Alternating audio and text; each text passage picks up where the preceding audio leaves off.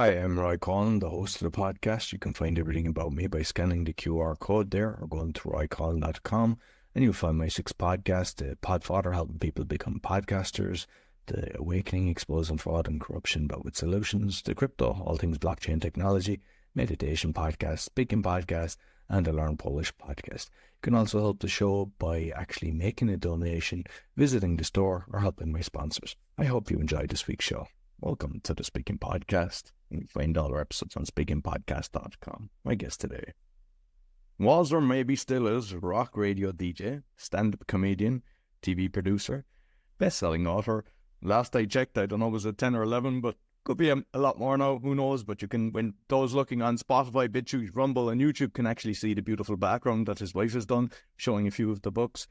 Born in Canada, grew up in the US, and now in New Zealand. Please welcome Dick Wybrow. Thank you, Roy, and greetings from the future. I'm in New Zealand, so yeah, I'm about 12 hours ahead of you. And then, of course, we are living before you, so we know what's going to happen. Everybody in New Zealand already knows what's going to happen today. We are sworn to secrecy, though, so I'm sorry, can't say anything. The only thing I can say is avoid guys named Steve. That's all I can really say. Avoid guys. That's not really a future thing so much. It's just a general rule of thumb. I don't know. I've never had any luck with guys named Steve. I think that might be a personal vendetta on my part. It's just one of these things, I suppose. So, yeah, I mentioned like the bullet points. I know there's a lot of books and everything, but you might just kind of let the listeners know a little bit more about Dick. Yeah, so I grew up in Canada. I was there till I was about 9 years old, and then we moved. My father was a Kiwi. He originally wanted to be in the U.S., came over in the late 60s, he went from New Zealand to the United States, and he just, this is back in the day, we kind of waltz into a country, go, hey, I'm here, and then they went, no, we don't think so. Go to Canada, they'll take anybody. So he went up to Canada. That's where I met my mother, but he always wanted to be in the United States, and so when I was 9, we moved down to Jersey. And so I spent, like you were saying, about 30, 35 years in the United States doing a variety of different jobs to avoid proper jobs. I did stand-up comedy for a bunch of years. I did radio for a dozen years. Then I got into television producing with CNN. And then about 11 years ago this month, we moved to New Zealand, and it was that previous October that I discovered. I was Googling around because I was kind of bummed out of my job and things weren't going exactly how I wanted to go. And Googling escape in some way. I don't know what it was. And so I walked into the other room and I said to my wife, hey, turns out I'm a New Zealand citizen because my father, Kiwi by descent. And she said, oh, then what are we doing here?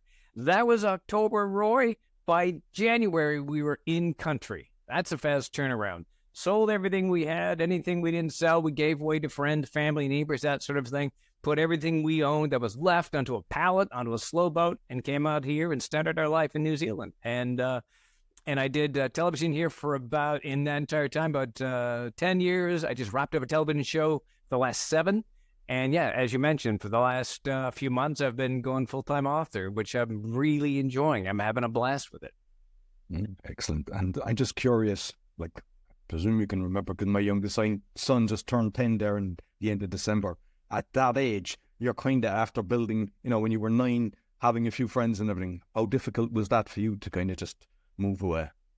Well, that's the thing, especially because here I was coming into, Canadian, is kind of like, I don't know, is like America Light in a way. And we went to Jersey. Do you know New Jersey? Jersey's like, that's like tough. And so I went from Winnipeg to New Jersey at 9 years old. I was a chubby little redhead Canadian boy coming into the New Jersey school system. And so, yeah, that was tough, man. It was tough to be able to find your own. And I think that's where a lot of sort of some of the storytelling began, because I started to write a bit at that point, right? Because I couldn't make any friends. I was brand new in school, and here's me with a slightly weird accent. They couldn't quite work out. And so I just started to correct my friends on paper. Some people have imaginary friends that they talk to, and I had ones in my head that I put down on paper. And so that, in some ways, how I started some of that writing that writing journey, I guess you could say. But yeah, it took a while, and we moved a lot when I was a kid. My father moved us around a fair bit. I only found out later that's because he kept getting fired. At the time, it was just, here's a new adventure, fun. I wonder why our parents seemed so stressed. Oh, must be the move.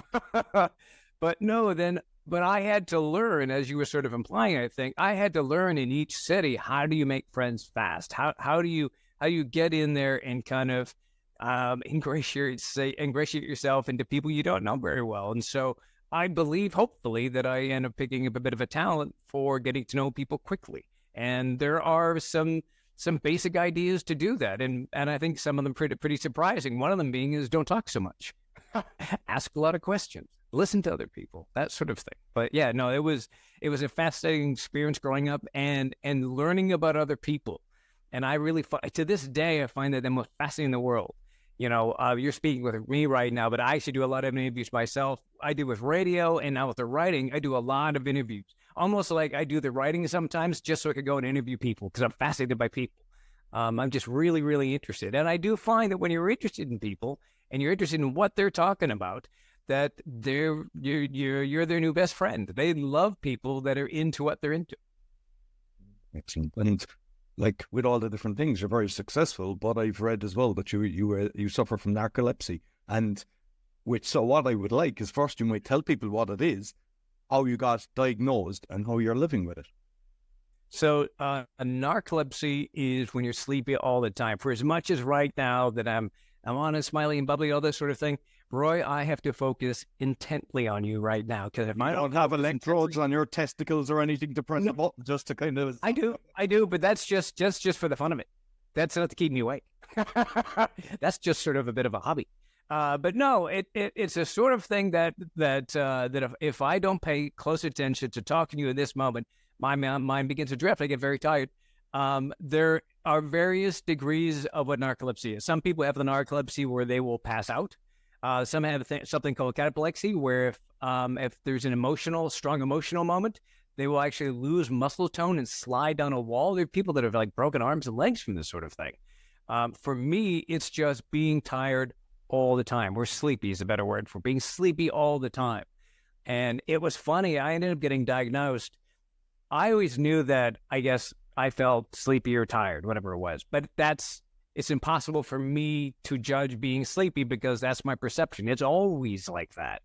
But I've heard somebody describe narcolepsy once as saying, stay up for 30 hours, now go to work. And now when you're done with work, come home, make dinner, and then sit down and talk with your spouse. And so I suppose to some people, that's what it might feel like. We're always struggling against this sort of pressure of being sleepy. And so I didn't know I had narcolepsy. I knew that I was maybe a little bit lower energy than a lot of other people, or there were times where I would drift off and then I have to come back in like, oh, this person's talking with me, or, oh, I'm driving, which happened every now and then. But it was my ex-wife who went in and she was convinced that she had narcolepsy. She had something.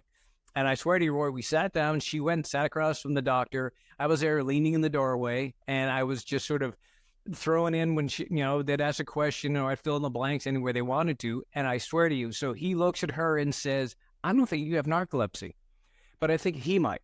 And I went, what? And so something about my mannerism or how I spoke or what he felt that I might have it. And so the following week, I went into they have like a clinic, an overnight clinic. They put all the suckers and things on your face, and then they have you sleep at night, and they record you. And then every hour or so, they wake you up, and then they kind of give you a quick little quiz, and then have you go back to sleep, which ironically only makes the narcolepsy that much worse. I'm so much more tired now. Thank you for that.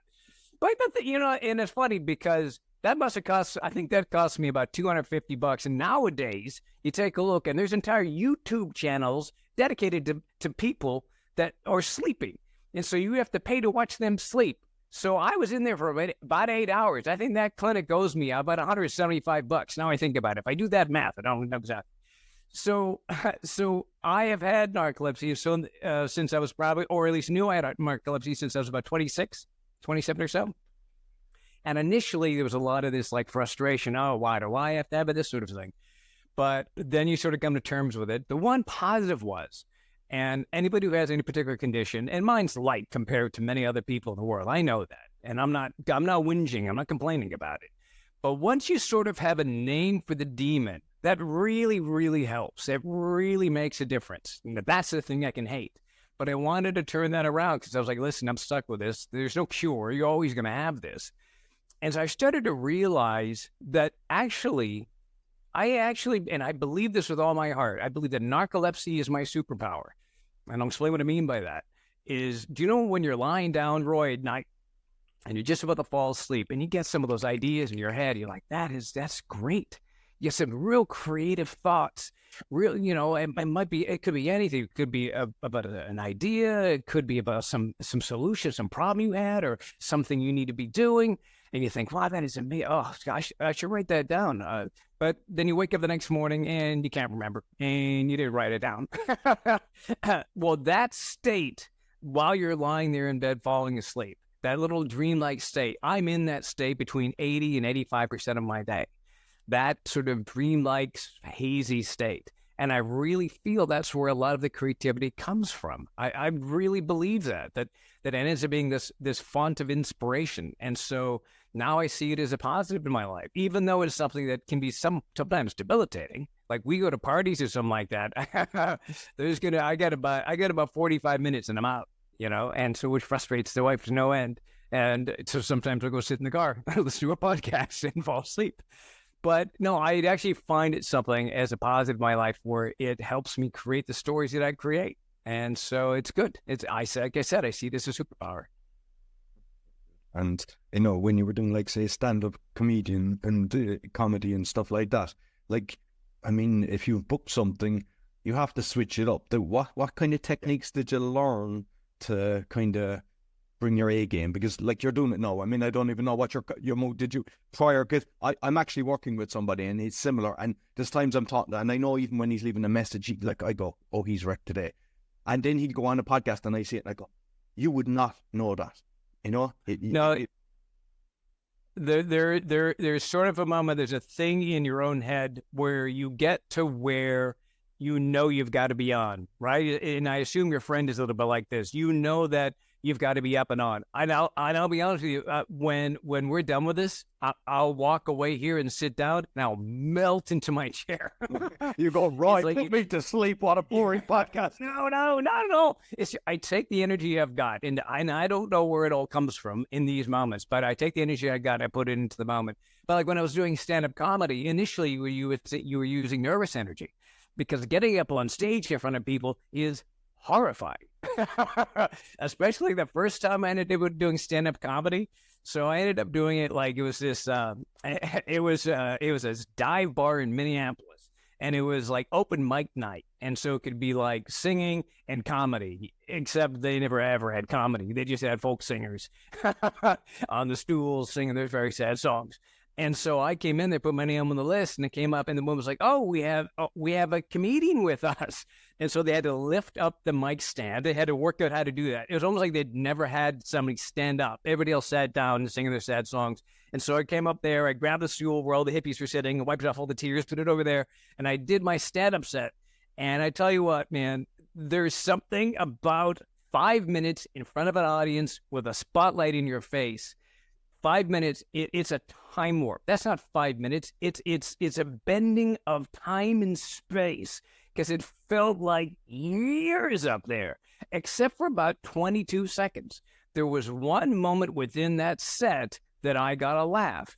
This one bit that I did, about 22 seconds out of 5 minutes. So it's a real long 4 minutes and 38 seconds. But that 22 seconds was just golden. And so what I did was, okay, that worked. And so I've sort of used this in my writing and in my radio and a lot of other things in my life.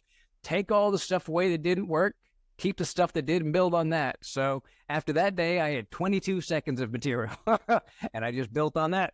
And that's really what it came down to. And I ended up building and building until eventually I had a solid 45. I ended up doing some headlining until I got into radio after that. But yeah, it was... it's the sort of thing that when I know I've got to be on, I put all my energy and focus into that. And it's almost like I convince myself in some way that I don't have narcolepsy, that somehow I ignore it, almost like a character, some other creature comes out of me. But like I said, at the end of it, stand up the same way. I'd get off the stage, go back in the green room, and I would slump down into the couch. I did. I was kind of similar to yourself, very shy, terrified of going on stage. And I did an open mic as well. And I remember coming off this, like it went very well. I got massive laughs on it, and the rush that you get from it. Oh my gosh! You come back and you're just pumped. I'd encourage everybody. We're all terrified. Just do it. What's the worst that can happen? If you have, I really believe this. If you have a desire to do something, and maybe this is a false belief, if you have a desire to do something, you at least have a little bit of talent. And if you don't have a little bit of talent, you got enough will in there to get good enough at it. I'd seen people when they first started doing stand-up that you watch them and just go like, that person is awful. They have no talent whatsoever. But man, I remember one guy in particular, he just kept at it and kept at it and kept at it. And sure enough, man, after about a year or so, he's got something. And he had just, that's not fair to say, but I mean, he had maybe less immediate talent, right? He just had that little kernel that he had to build on, but he worked on it and worked on it and worked on it. But you're right, man. When it was really humming, when it was just flowing, that was the other version of the time warp. You could do 45 minutes. It could feel like 4 minutes. It was amazing. And it was, it's such a fun rush because a lot of people are afraid to get up and do stand-up. And it's the same thing with public speaking. When you get up in front of a crowd, they're on your side. This is not a combative relationship.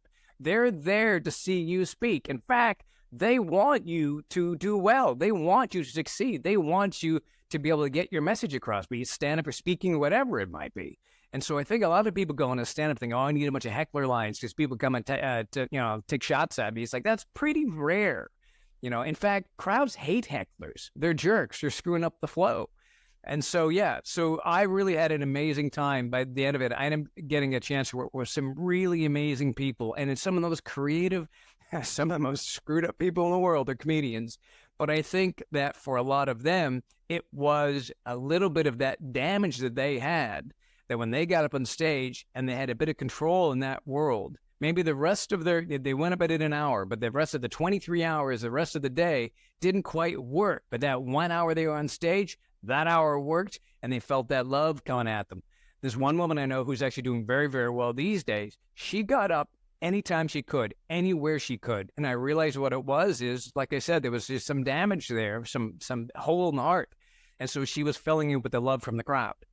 And that seems maybe sort of tragic in some way, but it really made her good at her job because she needed that. She needed to go out and please. She needed to go out and make those people laugh, and she got great at what she does. So I guess that's a bit of damage, like maybe my version in some way of narcolepsy, that little bit of damage, using it to your favor, and you can maybe sometimes turn that around. She's done it, and I did it.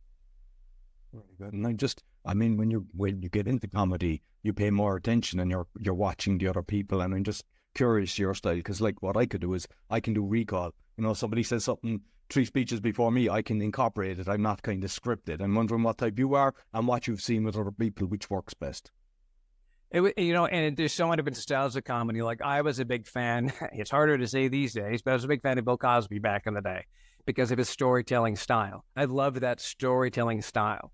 And I had, because I used to write stories myself, that's actually how I got into stand-up in the first place. To be honest, I never was like, I want to be a stand-up comedian. I loved stand-up comedy, but I didn't have a great desire to be up in front of crowds because I was a little bit shy. And so but I had this crazy idea. So back in the day when you would write short stories and stuff like that, you would write your short story, send it off to Amazing Stories or one of these other places, right? And so you would put in there, this is pre-internet, you would put in there an SASE, a self-addressed stamp envelope. You put a stamp on there and you put it inside the envelope. That meant so when they were going to reject your story, you were paying for the stamp. But it would take months before you got that stuff back. And so there was such a long sort of process waiting to get potentially, will this magazine pick up this story, whatever it might be. And my head somehow said, if I write a bit of a story, if I write some jokes or something and get on stage, that night I'm published.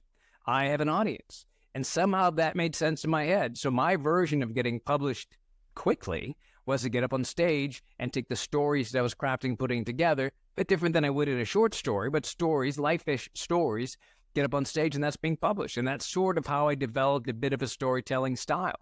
I've had a number of authors come to me, even really well-established authors, and ask me about my dialogue and how I make it sound so real. I think a lot of that came from doing stand-up comedy, because it was a speaking style of storytelling. And when you start to do that, then all you got to do is incorporate different portions of your personality. Now you have two characters talking to each other, and it makes for amazing dialogue. And with the writing then, like that obviously experience of the humour helps you to put it in. Have you tips for people that are trying to write with humour in it? Because not everybody can do that. Most people can't do it. I don't mean that in a mean way. When I say that is when you're trying to write funny, I think when you're purposely trying to write funny, I think 99 times out of 100 it's not going to be. But if you set up scenarios, if you set up, because the best kind of humor are just human interactions, or on occasion potentially like one sort of character's monologue as he's viewing other people, which my character does a little bit with Kane, because he was a wolf that turned into a human, and now he's viewing humans through what was an animal's eyes. And so some of his observations are kind of funny because they're kind of simplistic and almost childlike the way he views people, and they become really funny, those observations. But I really think that if you like humor, if you want to write humor, read other people's humor. One version of it, like many, many authors do, is just copy that style. Just write a couple of pages, paragraphs. Hell, write an entire book. I did it. I wrote an entire book in the style of Douglas Adams many years ago. It was terrible. It was awful. But I sort of wrote it in his style, and that gave me a bit of a cadence and a bit of a rhythm. And by the end of it, I was starting to sort of develop my own voice. But I think that you don't go in the idea of like, I want to make this funny. It's just the sort of thing is if you set up scenarios, this is my feeling, but how I write, other people do differently. But you set up scenarios, you set up relationships, especially antagonistic relationships, and humor will come from that. When I'm writing a funny line, there are many, many times where I laugh because it's not something where I said, I need to make this moment funny. It's just where suddenly a character in my head says something, or I can feel it moving into a particular direction. And that funny moment happens, and I sort of put that down. In the editing process, and you go back, and then you make it better. So stand-up comedy was the same way. You know that there's a shiny little nugget in here somewhere. And I got to strip away the bits, because a lot of humor is just sort of getting to it. Or just like the word order. I mean, you'd be surprised. One joke goes from, huh, to laugh out loud funny just by moving a particular word to the end of the sentence or at the beginning. And that just takes study. Just read the stuff. When you read something, you find it funny, step back and break it down. I memorized Bill Cosby's albums. I not on purpose as a kid, I just loved them. I listened to them again and again and again. I could actually do some of his routines even to this day, probably almost verbatim. And I actually did that at a show once and got in a lot of trouble for it. I was at the Minnesota State Fair. Bill Cosby came into town, and he was doing a brand new sort of set. He was doing this new bit that he was working on. And over the years and years and years, I saw years later, he really made it work. But they take years to work on. But so he did this one bit, and it didn't quite hit on all cylinders. And so he did Dentist off of himself. And I knew it by heart. And he was doing it verbatim, as he had learned over the years before he did it on himself. And so I was sitting way in the back row, doing it at the same time as he was doing it on stage, hitting it word for word. And the people just in front of me were looking like, what did he say? I got really annoyed. And then a moment later, like, how is he doing that? I might have had a couple glasses of wine, maybe. But I think what it was is by listening to that, I'm not saying this is the process, but by being such a fan of comedy, really getting that into my head. And when you really start to understand the cadence and the flow of storytelling and where the humor is, and more importantly, not to oversell. That's the big thing I see in many, even very, best-selling authors. When they try and be funny and like other characters in the scene laugh. Don't do that. Please don't do that, because that makes me as a reader go like, that's supposed to be a laugh cue. It's almost like they're writing a laugh track into the book. Just do a funny line and move on. It's always going to be so much better. Don't oversell it. Punch it and go. With all the books that you've got, because I like looking at reviews and everything, and I just from my own podcast. I mean, I've got 6, and a load of them had 5-star ratings all the time. And then with The Awakening, because that's the kind of controversial one, exposing fraud and corruption, but with solutions.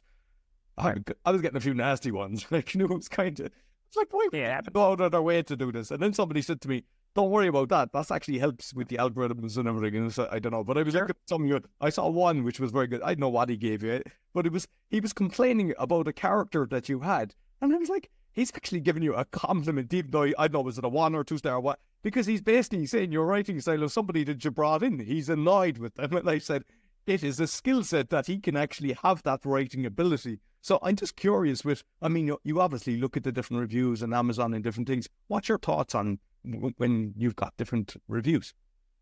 From on negative reviews or on reviews in general? Yeah. Most of my reviews on there, I've seen authors, and some people are a bit targets in a way, and they do get kind of nailed a bit. And I did radio for a bunch of years, and luckily for me, when I was in radio, when you're in radio, you're a public figure. I had #1 shows in a couple of different cities and that sort of thing, and you get really targeted. So I got some really thick skin. You can say anything about me you want, but you actually made a great point, because there are occasions where somebody might come in there and say something negative about something you've written, or in particular, they don't like a character, and they might almost be apologizing. I'm sorry, I hate this one character, but that idea, you've incited somebody. You've connected with somebody so much that they were so annoyed and so hated that character, who was probably the villain, by the way, but hated that character so much that they actually went there and wrote something about it. But that's the connection. I mean, and that's for me, and I learned a bit about this when it came to radio. I just saw it as almost like a math thing.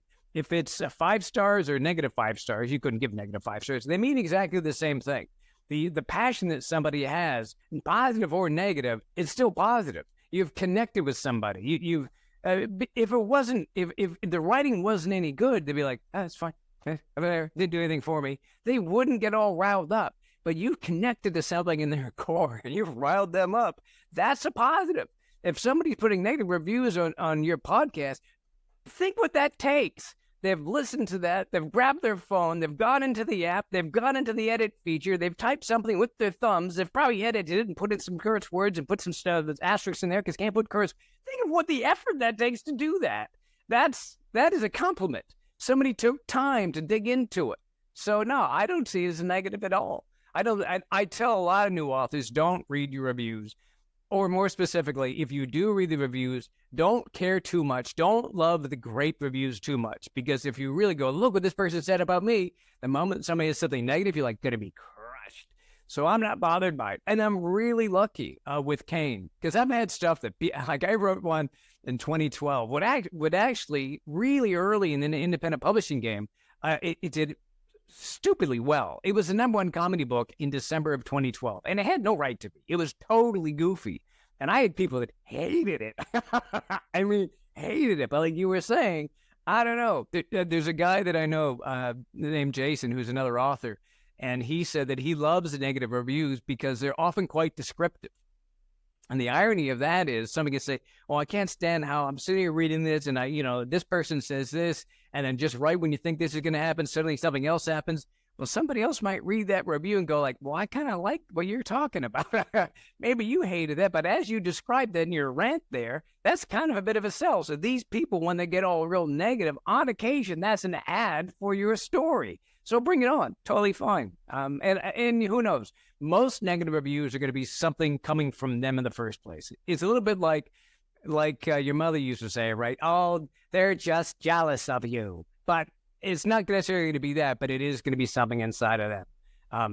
I really believe that 9 times out of 10, they've got some rant, they've got some bone to pick, or maybe somebody cut them off in traffic and they want to take it out on somebody, and you were the first entity they saw. So no, you don't take them very seriously at all. And to be honest, a review is a review. It's a positive. Positive and negative, it's a positive. Just with the social media as well, because I know a lot of people delete any comments that aren't kind of favorable, and I don't, unless they're really abusive, because it's strange. Like for the Polish one, there's a lot of people get fairly abusive because they don't want Poles in their country, but if it's something abusive, I remove it, but I leave it. Right. What you find, sometimes you go to sleep, I mean, would you kind of in your purgatory state, but it's like you come in and your fans are actually fighting them. And there's a big conversation happening that you didn't even aware of it. You're just looking at it and going, people are spending a lot of energy that they shouldn't. But I kind of, I don't know, do you do the same? I assume you do, that you just leave the comments there, unless they're nasty, obviously. Yeah, it depends on what it is, because I can definitely see where, like in a podcast, I could definitely see where you want that in the social media sense, because that's definitely going to be driving up, because, TikTok, any of those, right? They love negative, man. In fact, I had one I did on TikTok that got like 500,000 views, like one of the first videos I did. And a lot of it was people just trashing me. It was Kiwis, but it made no sense because they were really about the mansion. Was that the one about the person living in the mansion? I saw one that you had massive numbers on. The person was living in the mansion as opposed to somebody else living in the house. And I was like, oh, that's amazing. The governor's mansion. No, this one was about, it was just a simple story. And I was talking about when we first moved to New Zealand and we're really watching our money, and my wife was having a difficult time, and I wanted to make something really American. Just want to make something cheap. So I go and I just make some spaghetti and some just pasta, right? That's all I was going to make. Really simple, maybe a little Parmesan on the top, whatever it might be. So, because like I say, we're really watching money when we first got here, because I was struggling to find a job in television because it's a very small market.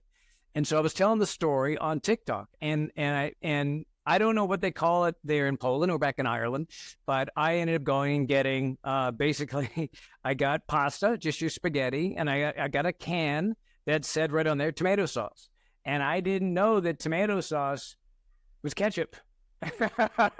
But I discovered in New Zealand that if it says tomato sauce, that's not what you put on spaghetti. That's what you put in little blurps onto a hamburger. That's ketchup. And so basically I made spaghetti with ketchup.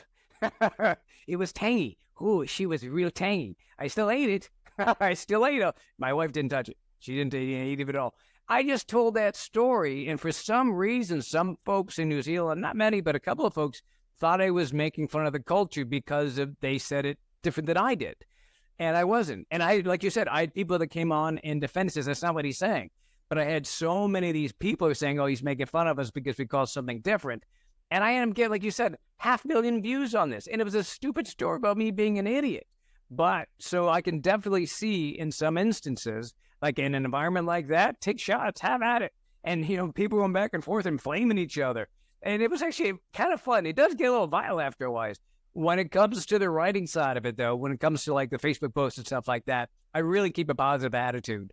I think in part because for as fun as the books that I have are, they are quite, I wouldn't say warm, but it is ultimately a monster book in some ways. It's not really, but it's basically, like I said, it's about this dude who turns into a werewolf and sometimes dogs.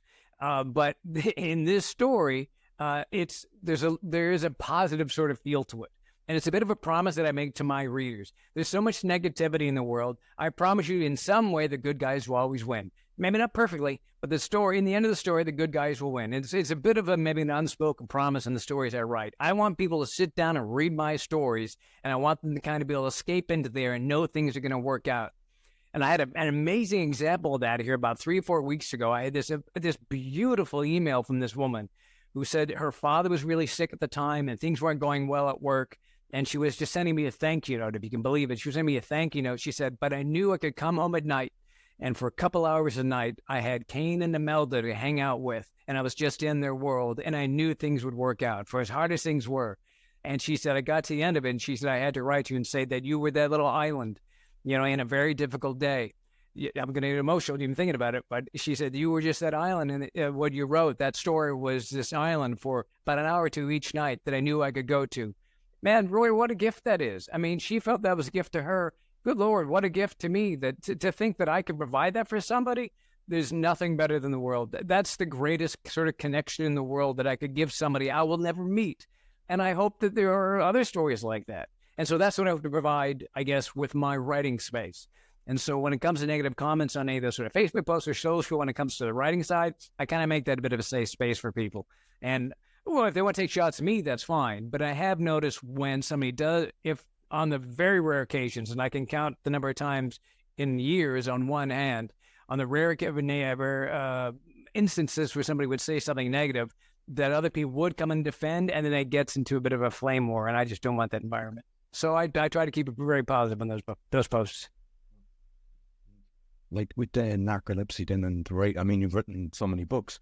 Do you have a kind of, what's your writing style? Like, is it just a case of when the energy's there, you feel like it, or do you kind of force yourself? How do you kind of, I mean, I know what it's like to write a book. It's a lot of time and effort. So I'm just, how your writing process is. If I waited for when the energy is there, I would never write a thing. I have narcolepsy. There is never the energy. So I have to just sit down and do it. And my process is they were called the plotters and the pantsers, right? Or you want to say the plotters and the discovery writers, for people who don't like to be called pantsers. Basically, a pantser is somebody who comes and goes like, I don't know, something like this, and then you just start writing. And once you know your characters and kind of know a little bit of the story, and you start writing along, and then you start, then I know how flaky this sounds, but the characters start to tell you the story. And it's a pretty amazing feeling when that starts to roll along. I've had so many instances where I sort of knew where I was going as I'm putting this together. But I sit down in the morning, I get up very early. So despite having narcolepsy, see, if I were to sleep with narcolepsy for 10, even 12 hours, I'd wake up and still be sleepy. So what's the point? So I sleep most nights about 6 hours. So I get up in the morning at about 4:30. Even without an alarm, I wake up at about 4:30. And I, go grab a cup of coffee. I might go to the gym. I try to go to the gym 5 days a week or so and just try to keep healthy, mainly. And supposedly it helps with the narcolepsy. And I sit down to write. And I sit down for a couple hours in the morning. And if I can do another writing session in the afternoon, I'll do that in the afternoon. But I tell you what, when I talk about the process and how much faith I have into it, I didn't realize that maybe there's even more to it. Right? Because I think a lot of this is coming from some of the narcolepsy, it's coming from my own inspiration. But I'm starting to wonder, I have a big belief, like people have asked, why do you write supernatural? Have you ever had a supernatural experience? Like, I wouldn't even know. I wouldn't even know. But I do like to believe there's a wee bit of magic out there, that there's some sort of serendipity or some things that happen coming together. I would love to believe that. And I think that's part of why I like supernatural. Because most of my story, like 90% of it, is just a thriller and humor, right? But yeah, then there's that 5 or 10% that is, he's a werewolf that sometimes he turns into dogs. But so I'll give you an example of what I mean. Like, so normally I'm sitting down there and I sort of believe in the flow and it's going to be happening, going to be coming together, right? And so I was writing book 3, which just came out here at the end of December. Writing book 3 in the series. And that morning, I was sort of struggling. I couldn't quite put it together. And I sort of knew where I was going, but I was just sort of hitting a bit of a block. And this happens normally in most books when I start writing a new book. My process for writing a book, the very first step I do, and when I'm writing a new book, is I go, I can't do this. There's no way. I'm not a good writer. And so I know that struggle is going to be at the start. So anyways, this one morning, I was sort of struggling with book 3. I couldn't quite put it together. And then I had booked, some folks had booked me in for like a readers group. So like for every now and then from around the world, I've had people in the US, UK, and in Canada. They'll get together, like maybe a dozen of them, maybe a couple more, whatever. They'll all read the book and they'll reach out to me and say, hey, listen, we'd love to talk to you about the book. Is that something you could do? I said, sure. And so there was this group in the UK, and this lovely group in the UK wanted to speak with me. And so I put my stuff aside. I was struggling with it anyhow. The beginning of book 3, I put it aside. I was talking to this group in the UK, and this lovely woman, and I always say that she was from New Brighton. I don't know if she said she was from New Brighton. Maybe somewhere in my head I think it sounds cool, which I think somebody who probably knows New Brighton would be like, no, I have no idea. But so this lovely woman from New Brighton said, oh, I'm really loving these stories. I can't wait for book 3. And I really want to find out more about, like, Cain, when he got taken in, because Cain gets taken in. He's a wolf who gets bitten by an infected man. The next day he turns into a human. He's basically a teenage boy. Over that next year, his speed grows 10 years, right? But he's brought in by this British Columbian couple, this French-Canadian couple. And so she was saying, I really can't wait to learn more about Cain when he's on the farm with the British Canadian couple, about, how they teach him about being a human, about how they, everything he needs to know about the world. And I said, that's funny you say that, because that's exactly what I'm going to do in book 3. Now that you've said those moments are happening, It's funny you mentioned that because that's what I'm doing. And but that was exactly the inspiration I needed. It was almost like I was saying a moment ago, that little bit of magic in the world where I just needed that little bit of magic. I needed that little bit of inspiration. This woman from New Brighton is just this total stranger. She said this one thing and went, of course, that's what it has to be. Of course, it needs to be a little bit of a, how did this happen? Of course, that has to be that. And that I thanked her for it, and I made sure that she got a copy of the book. But yeah, that's a little bit of inspiration that came from whatever it was, 10,000 miles away. It's pretty amazing. But when you sort of, as best you can, leave yourself open to like, yeah, that might work. That might be something. Maybe 10, 15 years ago, I would have been more precious about it, closed off about it. But I now understand that inspiration can come from anywhere. You never know when that moment comes in. And I've just been saying yes and like, let's go to things far more as I get older. With a reason, within something that stays within the judicial process, within the legal system. But yeah, it's pretty great. I've had some amazing readers. Just curious, do you self-publish or do you go with a publisher? So I like to have control of myself. So I independently publish my stuff, but Podium has purchased the rights for the audiobooks. So that is in their hands. And the first audiobook comes out on January 16th, which I'm really excited about. So they own the rights for the audiobooks. I maintain the rights for all the text in my books. I actually had an agent and chasing publishers some years ago, and I had a pretty awful experience with that. And maybe I'm a little bit burnt, and maybe I'll come around the corner at some point and do traditional publishing. But I like to have, maybe there's a bit of a control freak in me in some way, but I like to control that stuff. So yeah, I independently publish my stuff. Of course, the challenge with being independently published means that I do all the writing, I do all the marketing, I got to pay for editing. It's a big, I've got to get a small team together. I pay various people. I got somebody who makes my covers. I got these lovely people called Red Adept who do my editing. I've got beta readers and ARC readers.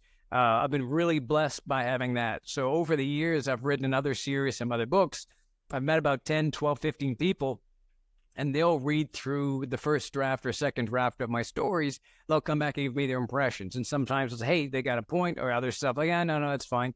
And they've been great. So building a bit of a team over the years has made a big, big difference. So I've got other folks on my side, because if nothing else, if something doesn't work, they can say, wow, it's probably because of them. Maybe because the cover wasn't any good. But no, it has been going very, very well. But yeah, independently published, except for the audiobooks, which I'm stoked about, because Podium has hired these two like Hollywood actors. They're so good. Man, they're so good. It's going to be great. I can't wait. Yeah, January 16th. It's going to be great. Right, and like that, you kind of with the TV producing is the hope, or is there any kind of chance of it becoming either a series or a movie? Because I mean, the story, when you say it to me there, I was like, ooh, that's fun. Like that sounds good. Like that piques my interest straight away. Yeah, it's funny, and I don't want to put a kibosh on it, but there is interest there. It's crazy, Roy. So it's one of those, like, you sort of feel the wave of stuff, right? When I put this book out. When I put Kane out, it came out August 11th, I think, and it just took off. It just went huge. And within 2 weeks, Podium reached out and said, hey, we want to turn those into audiobooks. I hadn't even finished book 2 or 3 at that point. We want to take the 3 books as this. And then another group came to me and said, hey, listen, we want to turn them audiobooks. I said, you're late by a week. 2 weeks later, another group wanted to turn them audiobooks. And then just within the last month, I'm starting to get some interest from production companies. And so who knows, fingers crossed. It's difficult. Like when it comes to writing, for example, it's not, producing a book only takes my time for the most part, which is valuable, but it's just my time. Producing an audiobook, that's a little bit more expensive, because now you've got to pay for engineers, you got to pay for producers, you got to pay obviously the narrators, and these folks are amazing, so they couldn't be cheap. When you get to the side where it's a television production or a film production, now you're in the millions of dollars and things like this. So I know a number of people, a number of different authors that have gone down that path, that they get either an option or even a bit of a letter of intent where things are moving forward and things fall apart. So we'll see what happens. Like I said, there is interest, and I'm just going to play it by ear, see how things go. And if it happens, it happens. It'd be great. But there's one in particular that if these folks pull the trigger, man, that would be a dream come true. So we'll see.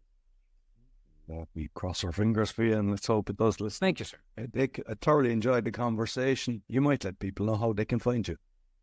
Yeah, just head to my website. It's you can see it behind me if you got the video. Otherwise, it's just dickwybrow.com.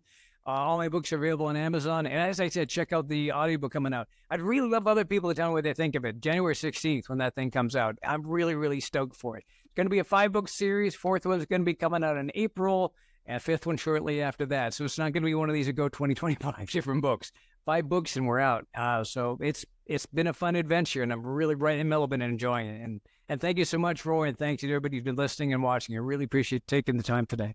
Oh, no problem. I'll make sure I'll put the website as well as your TikTok and the other things, and I'll put the link for the book as well so people can actually be easy to get it. So thank you, my friend. Yeah, so that's all for the Speaking Podcast. You'll find all our episodes on speakingpodcast.com. Until next week, take care. So I hope you enjoyed this week's episode. As mentioned at the start, you can find my 6 podcasts on roycollin.com or scan the QR code if you're looking to start a podcast or do a podcasting tour, help with that. Also, if you're looking for a virtual assistant, we also have that service. And you can help the show by visiting the store, supporting our sponsors, or making a donation. Until next week, take care.